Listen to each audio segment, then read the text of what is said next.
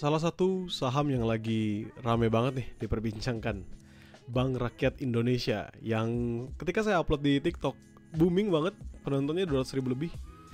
Saham Bank Rakyat Indonesia nih katanya beneran saham rakyat Indonesia karena yang pegang sekarang banyak banget investor dalam negerinya ya. Hal bagus menurut saya, yes. Tapi yang saya ingin bahas sekarang adalah layak nggak sih kalau kita beli saham BRI ini? Jadi ya ini kalau kalian lihat secara data, ini saya coba buka selengkapnya. Basically this is the information ya. Ini dari Google Finance, teman-teman bisa ngeliat aja. Jadi di sini rentang harganya, tutup sebelumnya, terus habis itu laporannya dan lain sebagainya tentang pendapatan juga ada. Ya kalau misalnya menurut data saya ambil dari Stockbit ya. Di Stockbit itu sudah rilis untuk 11M24 atau perjalanannya dari BRI ini selama 11 bulan.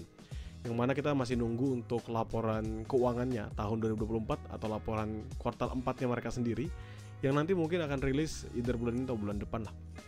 Ya atau kapanpun mereka mau rilis, tergantung dengan peraturan yang sudah ada. Nah, kalau misalnya kita ngelihat dari kinerja banknya aja, dari Bank Rakyat Indonesia ini, performanya itu ternyata mix, teman-teman. Ya, kenapa saya bilang mix? Karena laba bersihnya itu sebesar 4,3 triliun untuk urusan banknya aja. Itu minus 8,5% year on year-nya. Tapi secara month on month-nya antara bulan ke bulan itu 5,6%. Akhirnya ini membuat laba bersih selama 11 bulan berjalan itu tumbuh 4% menjadi 50 triliun. Dan pertumbuhan laba itu sebenarnya ada di atas dari estimasi pertumbuhan konsolidasi fiscal year-nya mereka, financial year-nya mereka di 2024. Dengan konsensusnya tuh di level lebih kurangnya 2% lah. 2%. Sekarang kan pertumbuhannya 4%. Harapannya nanti 12M24 atau misalnya keluar laporan keuangannya makin bertumbuh lagi, harapannya gitu. Kok bisa sih setinggi itu? Jawabannya ada dua, yaitu penguatan pada kinerjanya dan juga ada permasalahan yang lain. Pertama adalah kinerja ini didorong sama kinerja operasional yang bagus, walaupun kredit cost-nya memburuk dan pertumbuhan kredit yang melandai. Jadi orang-orang lagi malas nih ya buat minjem duit buat kredit-kreditan. Tapi nampaknya sih nanti akan ada perubahan yang lumayan signifikan juga ke depannya. Nah, kita bisa ngeliat BRI ini net interest margin-nya bagus. Ya, walaupun memang turun 38 BPS year on year dan minus 21 BPS month on month-nya di level 6,07.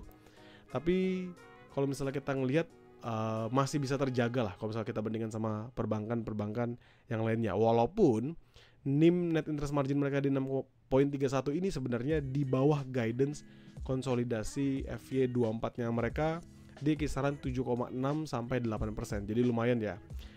Dan NIM-nya ini pun masih tetap bisa ditopang sebenarnya teman-teman sama anak usaha dari BRI. Kalau kita ngomongin cost of COC-nya ya. Saya ngomong cost of credit-nya itu membengkak, teman-teman, tentu ya. Masalah kredit ini membengkak karena pasti banyaklah negosiasi lagi yang harus dilakukan dengan para debitur ini, teman-teman. Ke level 3,85, di mana dalam hal ini COC-nya selama 11M24 itu naik menjadi 3,25%, itu naik 60 BPS year on year. Lebih buruk dibandingkan guidance-nya mereka untuk konsolidasi FY24, yang mana maksimal banget itu 3%. Artinya ini sudah kelebihan 0,25% nih, yang memang mengindikasikan adanya pemburukan dari kualitas asetnya. Ya. Dan pemburukan COC ini juga terrefleksi pada beban provisinya sebesar 3,9 triliun gitu. Sehingga beban provisi selama 11M24 itu tercatat 35,5 triliun, nambah 34%.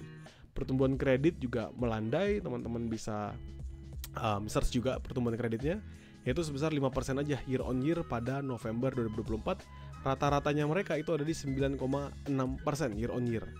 Jadi menandai pertumbuhan paling landai sepanjang 2024 dan di bawah guidance konsolidasi FY24 mereka, yaitu di 10-12% untuk pertumbuhan kredit. Sedangkan mereka cuma bisa 5%, artinya baru setengahnya aja, teman-teman. Dan dana pihak ketiga bertumbuh, tercatat tumbuhnya 7% year on year, ditopang sama pertumbuhan casanya mereka sebesar 11% ya.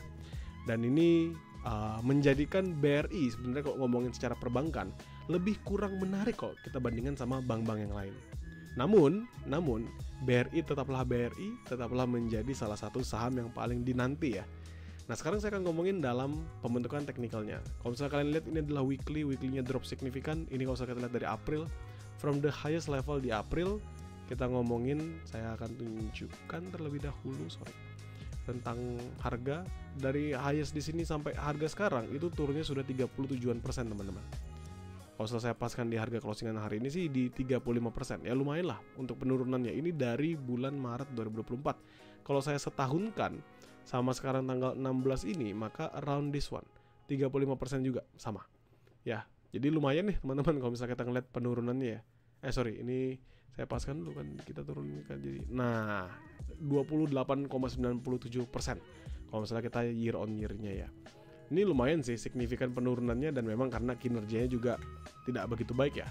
Namun menurut saya ini salah satu area atau level yang cukup ciamik kalau kita ngelihat. Kenapa? Ini secara weekly ya, bukan daily. Ini weekly, jadi perhitungannya adalah per 7 hariannya. Teman-teman bisa perhatikan adanya penahanan rebound di area yang sama. Kalau kita ngeliat di sini ada dua level ya. Pertama level di 24 Januari 2022 dan selanjutnya adalah di 4 Juli 2022. Ini sama-sama lowestnya dia di 4.000-an. Ya, di 4.000 ini 3.960, this one ini 4.000. Dan kalau kita ngeliat di minggu ini, memang dia drop signifikan ke 3.800, tapi hari ininya dia close-nya di 4.160. Artinya apa? Ada potensial rebound. Kalau ini mampu rebound, bagaimana reboundnya? Setidak-tidaknya, sejelek-jeleknya lah ya, kalau kita minta dia rebound yang sama seperti rebound sebelumnya. Contoh kita tarik from this one, kita juga lihat, kita sesuaikan aja, kita samakan aja. Nah this one sama ketika dia rebound di sini. Nah ini kan beti-beti ya, agak mirip reboundnya. Yang ini agak lebih tinggi sedikit. Jadi kita bisa ngeliat adanya potensial rebound 23.52%. Dan ingat teman-teman, ini weekly. Kalau misalnya saya tunjukkan maksudnya apa, ini saya akan contohkan rentang tanggal, ambil dari paling bawah di sini sampai selanjutnya. Di sini ini ada di 105 hari. Jadi 3 bulan lebih teman-teman ya. Ini mulai dari Januari di ujung sini sampai April. Lalu di sini kalau kalian lihat below-nya, kita tarik sampai paling ujung itu di 287 hari. Jadi lumayan lama sih sebenarnya kita berharap dia bisa rebound. Tapi nggak masalah teman-teman. Ini katalis positifnya kemungkinan besar akan hadir. Menurut saya katalis positifnya kemungkinan besar akan hadir ketika nanti rilis untuk laporan keuangannya. Seandainya memang laporan keuangannya di kuartal terakhir ini bagus, potensi bisa rebound kembali untuk BRI dengan harapannya nanti akan ada dividen kembali. Itu setidak-tidaknya sampai bulan Juni lah. Juni-Juli bisa up kembali, setidak-tidaknya balik ke 5.000-an lagi. Ini secara weekly teman-teman ya. Namun seandainya dia hajar drop lagi, misalnya dilanda berita-berita buruk, lalu juga dari laporan keuangan yang tidak begitu menarik, potensial paling rendah menurut saya sejauh ini yang saya bisa lihat only within this one. Ini di 2021, harga 3.550. So kita tinggal tunggu aja apakah dia akan melanjutkan penurunannya atau enggak di saham BRI ini. Bagi kalian gimana? Yang lagi nge-hold BRI, apakah sudah mulai agak ngantuk melihatnya atau kalian malah semangat nih untuk nyerok? Coba kalian share di kolom komentar.